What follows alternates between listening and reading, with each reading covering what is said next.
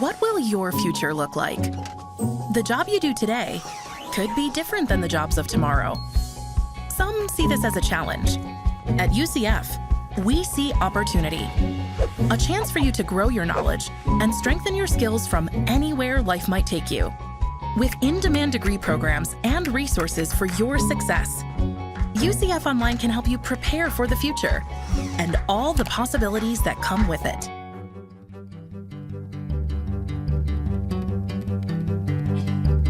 From the University of Central Florida's Center for Distributed Learning, I'm Tom Cavanaugh. And I'm Kelvin Thompson. And you are listening to Topcast, the one and only teaching online podcast. Hi, Kelvin. Hey, Tom. Is that true? I doubt it, but that's my claim, and I'm sticking to it. Okay, all right. My story, that's I'm fine. sticking to it. It may be the only Topcast, the teaching online podcast. Yeah, there are other Topcasts. There are other Topcasts, and Yeah. there's probably other podcasts that are, small t, small o, small p, teaching online podcasts, I would imagine. Yeah, there are podcasts that I listen to that occasionally touch on the subject, Yes. but I wouldn't say they are dedicated like we are, committed to teaching online as We ought to as be much committed. As we are. Maybe. All right. Speaking of committing, I'm committing to this cup of coffee that you poured me earlier. Oh, that's good. I'm enjoying it. So, Okay. Kelvin, what's in the thermos? Well, Tom, today's coffee is this is interesting, a Columbia blend. And it's from Blends, Blends, Blends, a coffee boutique. And I appreciate a title with a colon in it, always. And Blends, a coffee boutique, is in Savannah, Georgia. It was brought back to me by a friend who was traveling there. And I'll go ahead and give you a little disclaimer. This connection is going to have nothing to do with blended learning. Occasionally I bring in a blend and it's about blended learning. I like them on the nose, though, Kelvin. I know. That's why I'm giving you this fair warning up front. Okay. Now, as I understand it, while this coffee, because I said it's a Columbia, right? As I understand it, while this coffee is all or mostly from Colombia, it's not technically a single origin. It is a blend. That is, the coffee roasters combined various Colombian coffees to achieve the particular flavor profile they were looking for. And I went to the website and I saw these pictures from the cafe, and those pictures further reinforce that patrons in the cafe can choose one of several country of origin blends, not single origins, but country of origin blends, each with its own flavor profile, and then further customize their beverage to achieve the very taste that meets their unique preference. So you said you liked the coffee. How do you feel so far about the connection? Connection, you say? There's a theoretical connection here. I do like the coffee. I'm enjoying that. Good. I like Savannah as a city. Yeah. It's great town, awesome town. Savannah is the name of our IT person here. She's awesome. She's awesome. Yeah. You're grasping for anything that you could possibly like. Yeah. So, and I do know what we're talking about today. That helps. Always. That helps. So, I don't know, Kelvin. I think you're going to have to take me by the hand on this one. You may not like it, but and I think this maybe came up in some context recently. Maybe it was in our top of December year in review episode when we were talking a little bit about blended learning with Kelvin Bentley, maybe.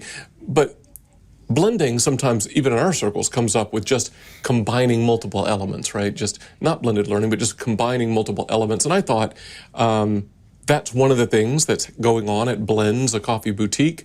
They blend a variety of different elements together, and we're going to be talking about blending different kinds of elements that you wouldn't necessarily initially think go together. And then I thought too there's a sense of localness, right? The country of origin and serving the unique tastes of the local patrons. And there's an aspect of localness that I think cuts through today's episode. And beyond that, I don't want to name them yet, but there's like two distinct things that are kind of in our world that we're going to combine together to blend. So I don't know. That's where my head was going. Okay, I get it. I get where your head was going. Yeah, you still it's still not a successful connection for you. I got it. I got you. Sorry, but it's okay. You made up for it with tasty coffee. You know, I hear even Babe Ruth, right, and his batting average was still like, somewhere in the, 300s or something like that. He struck out a lot. So, I'm in good company. If they can't all be winners. They can't all be winners. It's okay. It's all right. So, we are going to talk about, technology and online technology and the liberal arts. Yes, those are combining a couple of disparate things. Exactly. So I get where you're coming from, and do you want to sort of describe the kind of the liberal arts connection a little bit and how that plays into today's episode? I'll be happy to do that. So, and maybe this isn't everybody's experience, but maybe it's some of us. Sometimes when we think of liberal arts institutions per se, we tend to focus on colleges that prize the in-person experience on a small, beautiful, residential campus. And bucolic. Yes, bucolic. Yes, indeed. You can just sort of hear, the kind of the lovely, classical music floating in the background, and that's right on a quad. That's right, exactly. And it's got to be, early morning, at that morning light coming through the trees. It's lovely, but we also maybe sometimes think of those settings as some that often eschew online or blended or digital teaching and learning, because they prize that in person so much. However, digital learning is certainly alive and well at many liberal arts institutions, and some liberal arts institutions are quite innovative in the way that they position digital learning as part of their mission. That's better than the connection, right? Yeah. And so I think that's great context, because this is an interview episode, and Kelvin, you very recently interviewed our colleague, Dr. Kristen Eshelman, who at the time when you recorded this had just recently taken on a new position as Vice President for Library and Information Technology at Trinity College in Hartford, Connecticut, the Trinity College there. After many years of various roles at Davidson College in North Carolina. That's where she was when I first met Kristen. And, she's somebody who's got broad experience in using technology in a liberal arts context, and has some really interesting things to say about it. So is there anything you want to say to set up this particular interview? I don't think so, other than to say I really enjoyed it. I may be mistaken, but I think the interview really speaks for itself and stands on its own. I think Dr. Eshelman has wonderful things to say, and I think we let people listen to it. Sounds good. All right. Through the magic of podcast time travel, here's your interview with Dr. Kristen Eshelman. Welcome, Kristen. So good to have you on Topcast today. Thank you for having me. You're quite welcome. Been looking forward to this conversation for a while. Been nice to interact with you from afar, and good to interact with you now up close and personal.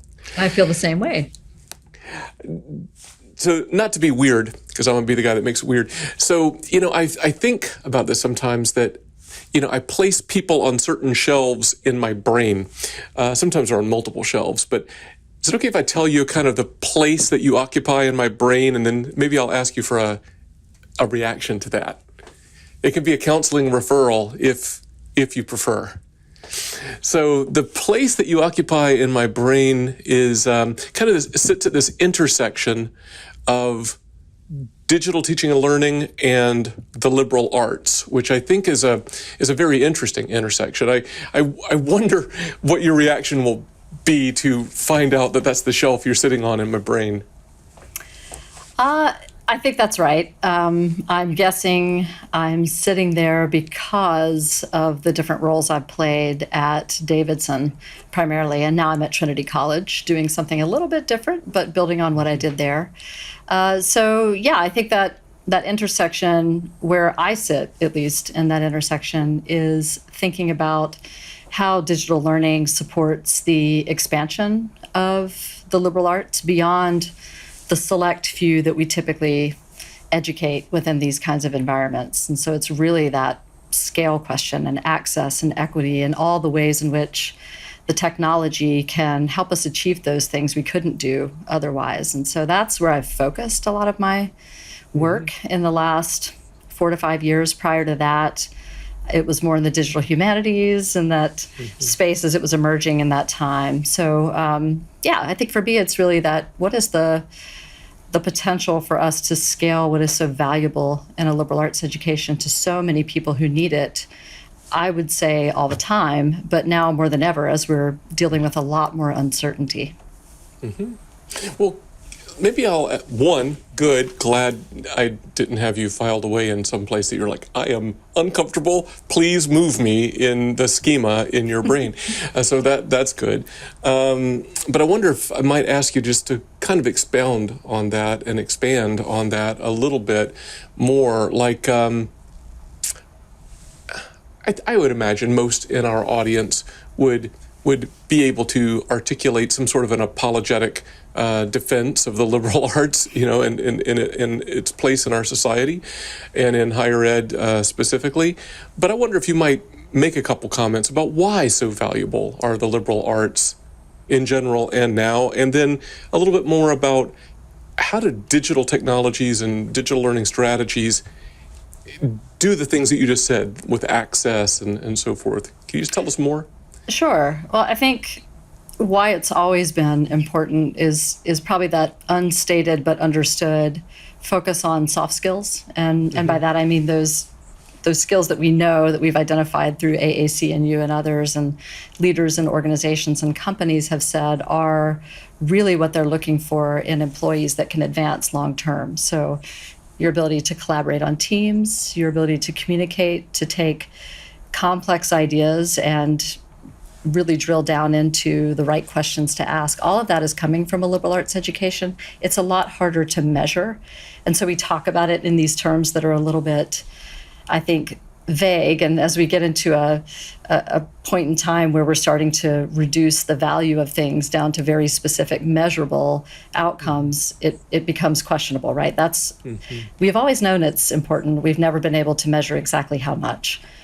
So I think in general, that's been where we've identified the strengths. I think for the current context, why I think it's so important is that increase in complexity, is the fact that we're now overloaded with information because of technology. We have faster cycles of change in our careers. We have lots of things coming at us all the time. How do we make sense of that?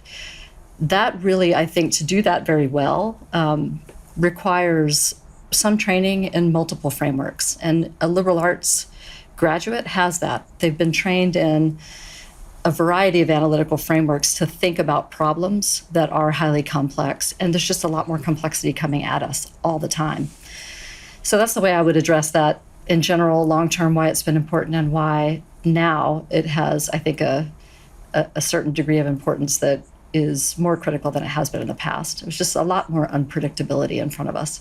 The digital piece, where I think that becomes an important angle in all of this is really that, I'm going to return back to it, but that need to expand access to it. It's not, we've historically had those environments that develop liberal arts be very high touch, small learning communities. This is something we know has worked well for centuries, but it's not enough, right?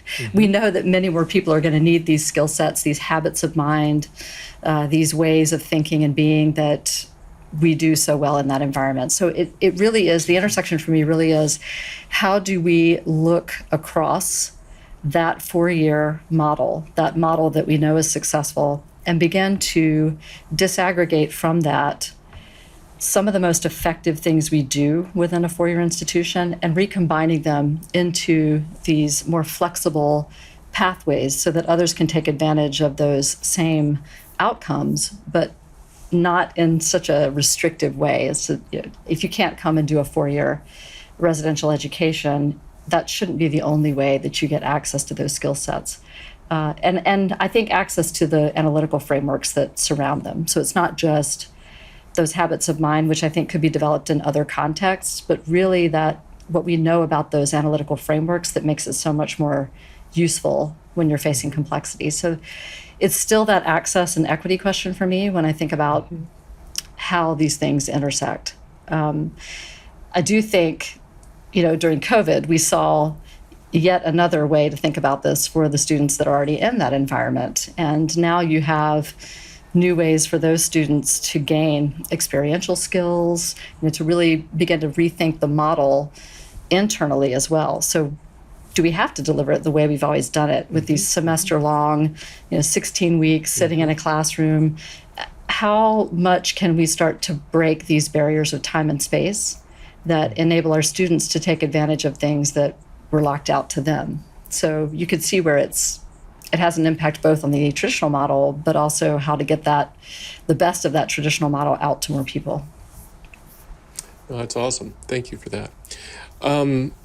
You've touched on this a little bit already. I wasn't very completely sure what the right phrase would be, and I heard you say soft skills, and we talked about workplace. I know that some of your recent work has been more in the workforce and community transformation sphere, kind of the impact on careers through the liberal arts. And I wonder if you would just talk a little bit more about that tactically, either at Davidson or at Trinity.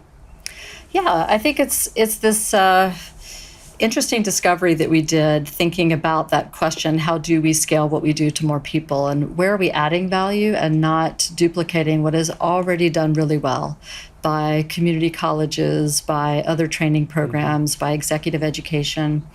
And so we spent a lot of time talking with folks in the Charlotte region, leaders primarily. These are leaders of nonprofits, leaders of companies, people who are making up Charlotte's workforce development leadership team. The reason this is of concern in Charlotte is because Charlotte is ranked dead last in the Chetty study of the top 50 municipalities in the U.S. in terms of economic mobility. So if you're born poor in Charlotte, you're more likely to die poor in Charlotte, and we have the worst outcomes for those individuals, which is shocking in a city that prosperous and that booming. And so the community's really rallied around this problem space and looking at higher ed to help. What can we do to help in that space? So the way we thought about it in a liberal arts setting was to say, okay, we don't really want to do executive education. We know that what we do at a place like Davidson is kind of similar, right? We're bringing in students that are probably going to succeed regardless, and we're making them even better. And that's not the problem space that's sitting in Charlotte. We aren't really equipped to do that zero to higher space, and we don't need to anyway because others are doing that really well. But as we talked to a lot of business leaders, we learned that after 5 years of some of this work happening in the area, particularly in the zero to higher space, you started to see a bifurcation around social mobility or economic mobility for those who either had college degrees or had some competency-based experience around leadership skills and management. They were moving up the chain faster, and others were getting stuck. And there were no programs out there, short-form, flexible, online programs that could help someone who's a high performer become a manager and eventually become a leader. And so looking across that long-term trajectory, which is really what we do at a liberal arts institution, is we train you for life. And you might not see it as much in the first destination job, but by year 7 and 10, that's where they really start to take off. There's something in that middle space between executive ed and zero to higher where we could play a role in impacting a lot of individuals' lives to achieve that social mobility. So that's where we landed. Now, that was just as I was leaving and heading to Trinity, so that good work is continuing at Davidson. But at Trinity, we're looking in the Hartford region. And so I want to make a point or just underscore that this is a regional impact play and something that I really hope colleges think about in terms of scale. We're so accustomed to thinking about the one-to-many. We have to do the one great online course that hits millions of people. I don't think that's the right way to think about scale. I think the distribution of colleges in regions that need this kind of training and support we're there. We're in those communities. We just need to develop those programs and work closely with employer partners and K-12 and others to figure out how we have that impact in the regions that we serve. I don't know if that answered your question, Kelvin, but that's where we've been. That's where I've been working on the Davidson and now heading into Trinity. Regional impact, but in that same space. Yeah, I think that's fascinating. When speaking with you before about some of those ideas and listening to you speak elsewhere, I was fascinated by that, right? Just the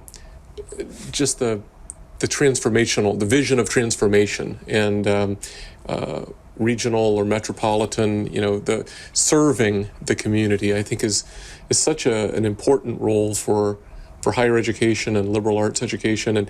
And sometimes we hear that the public at large doesn't necessarily see the relevance of higher education, and shame on us if we have Exactly. rendered ourselves irrelevant.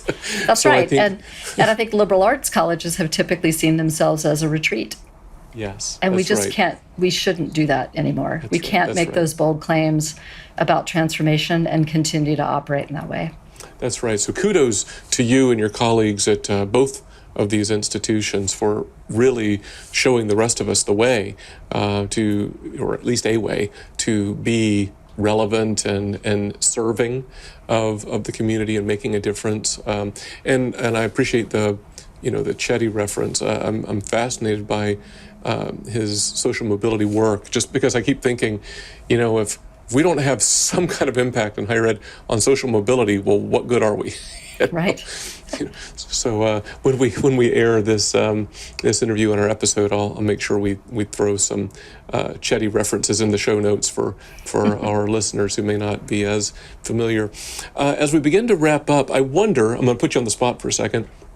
So our audience is, for the most part, it's kind of tripartite: instructional designer types and administrative leader types and line faculty types, especially online and blended digital learning and teaching kind of folks.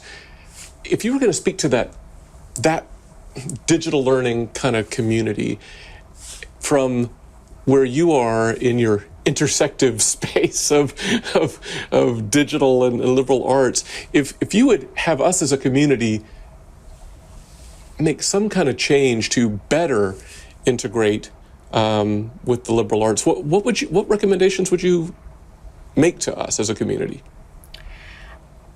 Great question. I might make a process recommendation more so than specific technologies. By that I mean reorienting our focus of the work around jobs to be done theory, which you may be familiar with, the Christensen theory. Yep, What I love yep. about that theory is that it forces us to ask that question, what are our students hiring us to do for them?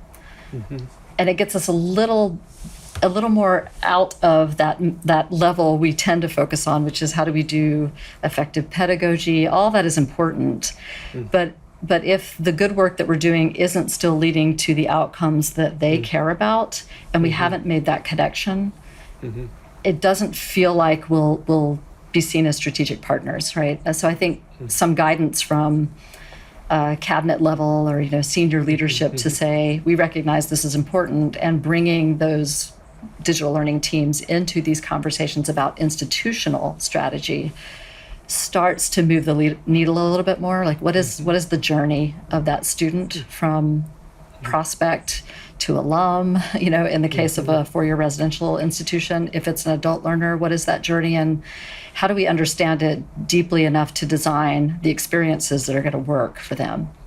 I'm not sure that we take that approach initially. I think with backward design, we tend to look at the learning outcomes for the sake of that discipline or content. And that's great, but I think there's one step more that we need to do there. What an excellent recommendation. Thank you for that very much. And thanks for joining us today. It's been just a delight to get to speak with you on mic, and I'm sure our listeners are going to appreciate that as well. Thank you so much for having me. It's so good to talk to you. So, Kelvin, that was your interview with Dr. Kristen Eshelman. Yeah, she's great, right? Yeah, she's great. Yeah. So are there any particular themes or things she said that popped out to you that you think we should highlight? I mean, so much good stuff, right? I just appreciate just the way she thinks, right? And I guess if there's one overall through line through the whole thing, it's this whole idea of scaling access to the benefits of liberal arts via the tools and techniques of digital learning. And I thought that was just, and it hits those aspirational high points that we talk about from time to time about, what are we here for? Transforming lives, social mobility, those kind of things. I love that. Yeah, and I mean, it's so often we hear about online learning in the context of these mega universities or for profits or even like a large public like we are. But there are interesting things being done in smaller contexts that we should all be paying attention to. And, and I think, Kristen's probably on the forefront of some of that work. Yeah, totally agree with that. And I appreciated her little... I thought very succinct and salient kind of summary of the value personally and societally of a liberal arts education, right? She used phrases like habits of mind and multiple frameworks, for thinking, ways of thinking and being, she said.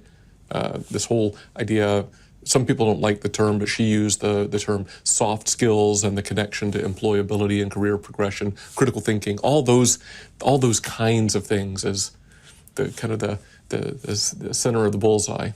Yeah, and there was some allusion to some of the stuff that we care a lot about here at UCF, which has to do with social mobility. It's really kind of core to a lot of the stuff that we are motivated by. And reference to Raj Chetty's work, the economist who's now at Harvard. And I appreciated that context to inform it. We're not talking about sort of the elite Swarthmore kind of student experience, and not to say that they shouldn't be taught the best way that they can too, but this is much broader than that.